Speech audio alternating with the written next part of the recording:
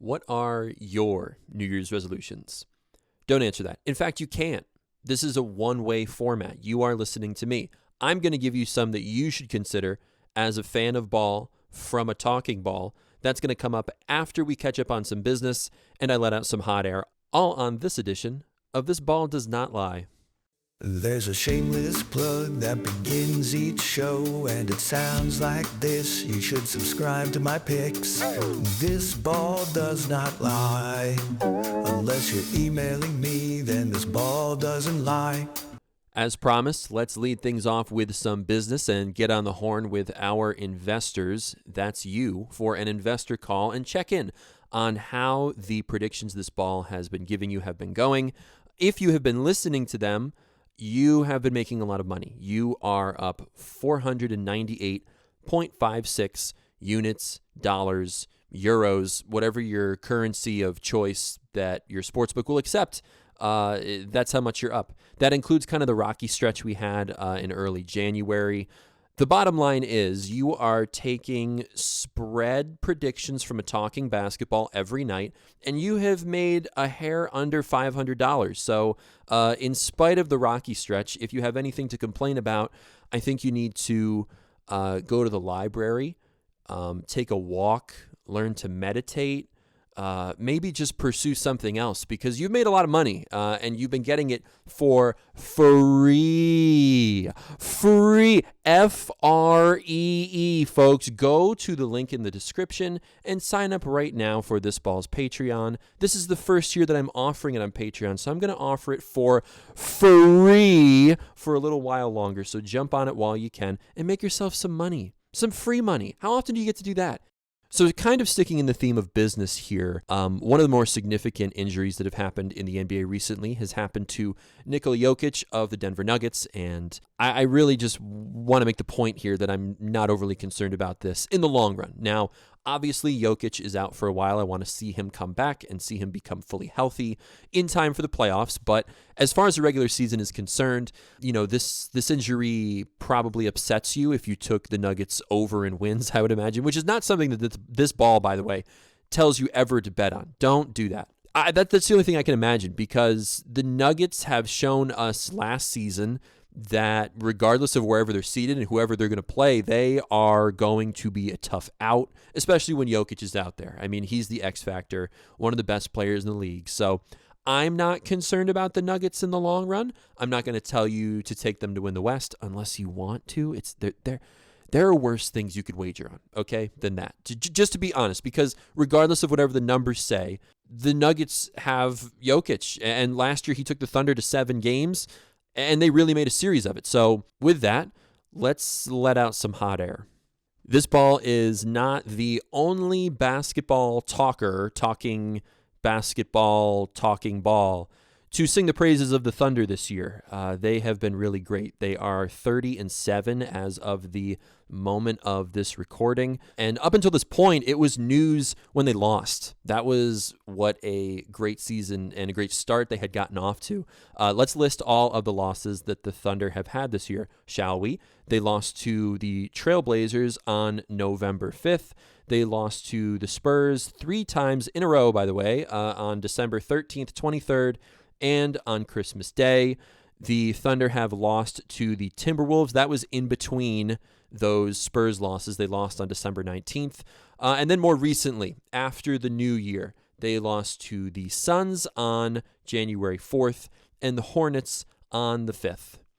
So I wish I could say that I was concerned early on. And if I recorded this episode earlier, I would have said don't even worry about it because the Thunder are a great team.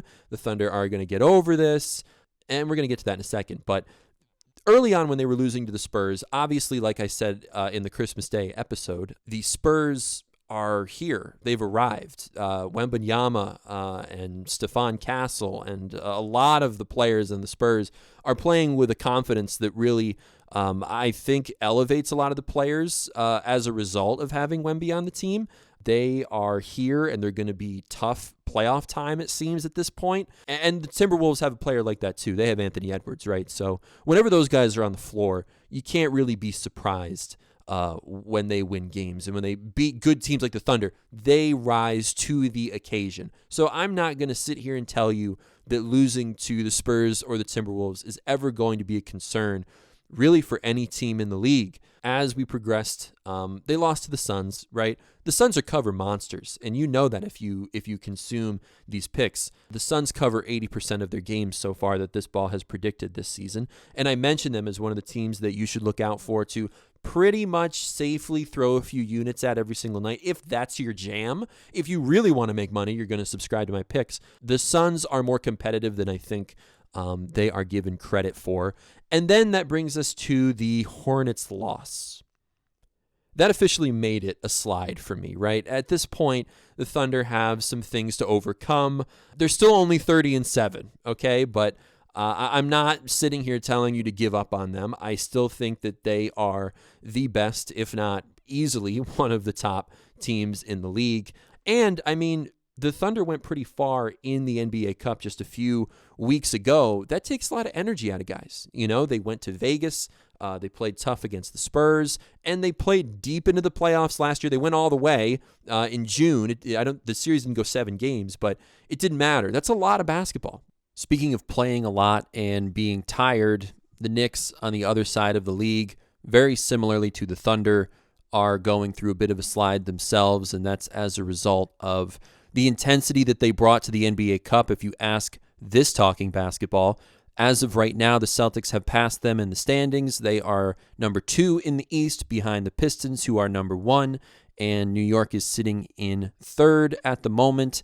Now, it's going to take a lot for me to tell you that the Knicks are not going to go far these playoffs. They've shown this ball all season long that they are one of the best teams, not just in the East, but in the league. I think they are still the favorite to win the East and get to the finals, and, you know, anything can happen at that point. I'm not ready to tell you that the Celtics are going to beat the Knicks in the playoffs. In fact, I don't think that's going to happen. I think that could be a very fun series, and I think Jaylen Brown is really going to look forward to that. Without Tatum, he's going to have a big chip on his shoulder, certainly against New York, the team that bounced them last season. And as far as the Sixers are concerned, right now they are fully healthy. They're playing well. And I don't mean this as a slight, but, you know, it's January, right? The Sixers are going to have to prove it in the playoffs this year, just like the Knicks did last year. And unfortunately, every Philly fan knows this.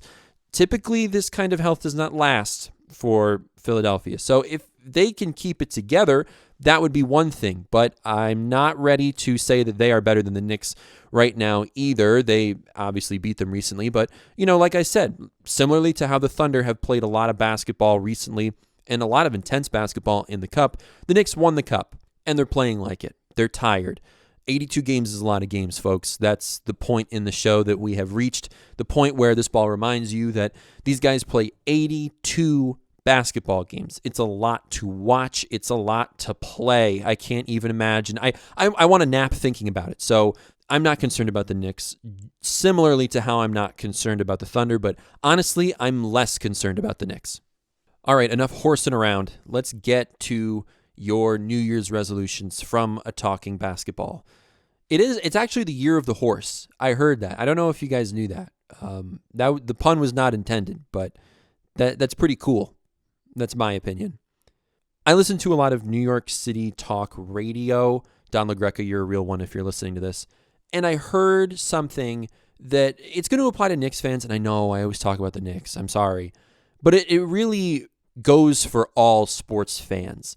Leading up to the NBA Cup, I heard that Knicks fans didn't want the Knicks to win the Cup because they didn't want to get made fun of for winning the Cup but not winning the title if that happened. Now, like I said, a lot of fan bases do this, and I'm just going to cut right to the chase. You got to stop caring what other people think.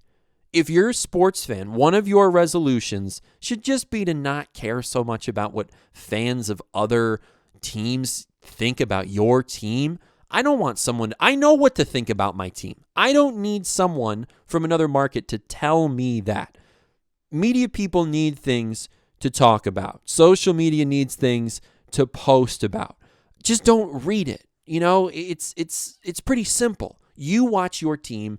you have an opinion on them. And I go through this with my favorite football team, which will remain a mystery for now. People would kill to be in your situation, Knicks fans. To all the teams out there that are relevant, that are competing for a championship, that are winning a lot of regular season games and have expectations. Fans of other teams that may be putting you down or trying to make fun of you, they would kill to be as relevant as you.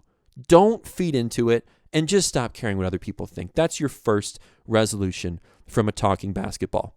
We're going to move on to resolution number 2, and this goes for all sports fans and people who consume sports talk, I guess more specifically. I have noticed recently a lot of content about media people arguing, beefing, whatever adjective you want to attach to it. This is the lowest level of entertainment. I don't ever want to make fun of another show on this show because I feel like we're all on the same team.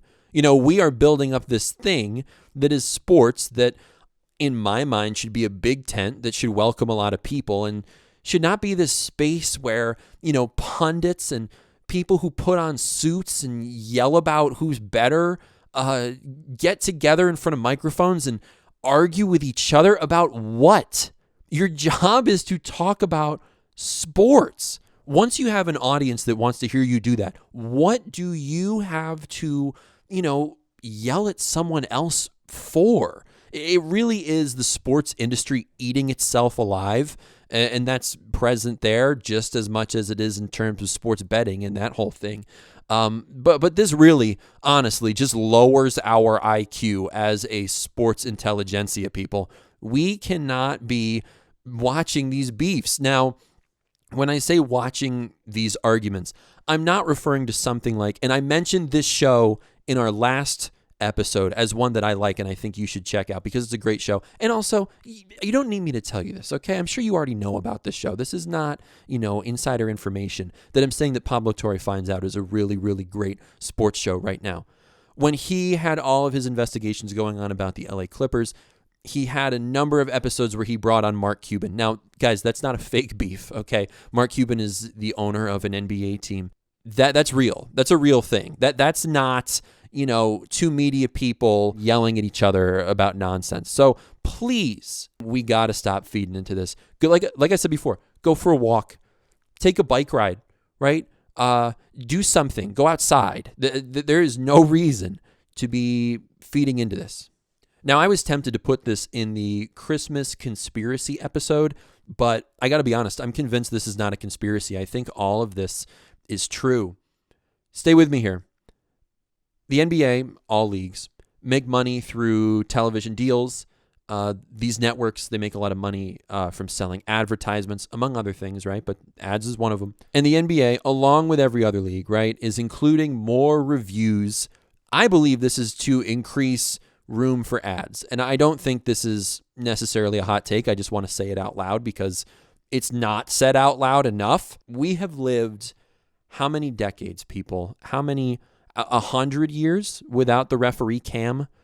How many pickup games have taken place where there hasn't had to be whose fingertip touched it last in super slow-mo to decide whose ball it is, okay? How many games took place without this nonsense that drags on games into, the early hours of the morning on the East Coast, into the late evening on the West?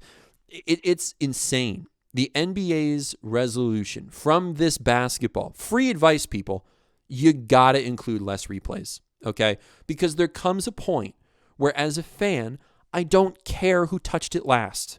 I don't care who touched it last, honestly, until the playoffs. And even then, if we're talking the early round playoffs, I might, if you're going to make me sit in front of that TV for an extra hour so you can see whose fingernail clipped the ball last, I probably don't care if it's in the early rounds, right? If we're talking conference finals, but there should be a limit to how long these reviews last. But I'm not even, someone who wants to revise the current system. I'm saying get rid of it. It does not matter who touched it last. Let's talk about how the game is refereed by people. If the game is played by people, it should be refereed by people. And anyone who knows ball knows that the calls are going to even out in the long run. Okay, you got screwed tonight and you lost the game as a result. Well, that's part of the game. You're not going to get screwed every single night. If you go into that line of thinking, then you don't know ball. I'm sorry. And I am one, so don't tell me I don't know. No replays at all until we get to, like the late rounds of the playoffs. That's how I feel, okay? That's deep in my rubber soul, deep within the hot air that keeps me inflated, how I feel. Now, let's talk practically for a second. I know this is never going to happen, okay? Because like I said, this is how the NBA makes a lot of money. They're obviously increasing the length of games so that they can sell more ads. That's what's going on. And it's not pro-fan. That's my problem with it as well. So in the meantime, we're going to imagine a future where this is possible because that's all we can do. Now, as an honorable mention to our New Year's ball resolutions for all sports fans, everyone needs to show the referees more respect. Referees love sports too. That's why they're here, and we can't have them without them. I mean, we could, right? Obviously, baseball a number of years ago was talking about robo-umps as a means to solve some issue, right? People are upset about the calls. Who touched first, the ball beat him. If we give into this thinking and we genuinely believe that robots need to make the calls for sports, I think we're losing sight of what we're all doing here, right? We're going to be watching so many more replays. We got to take a timeout here so that the robot can see where the ball landed. It's going to be a worse product if people don't officiate it. We all just need to put more trust in the people who make the calls because let's be honest, they do a really good job. Most of the time they're right. And when they're wrong, it's like I said, it's part of the game. So honorable mention, you need to be nice to the referees, but that's just something you should do every day. You should always be nicer to the referees because they're people. Make sure you subscribe to the picks. I'm going to say it one more time. Subscribe to the show on YouTube if you want to keep listening to the Talking Basketball. And I will see you next time. This is the Talking Basketball of This Ball Does Not Lie. Not lying for the final time today.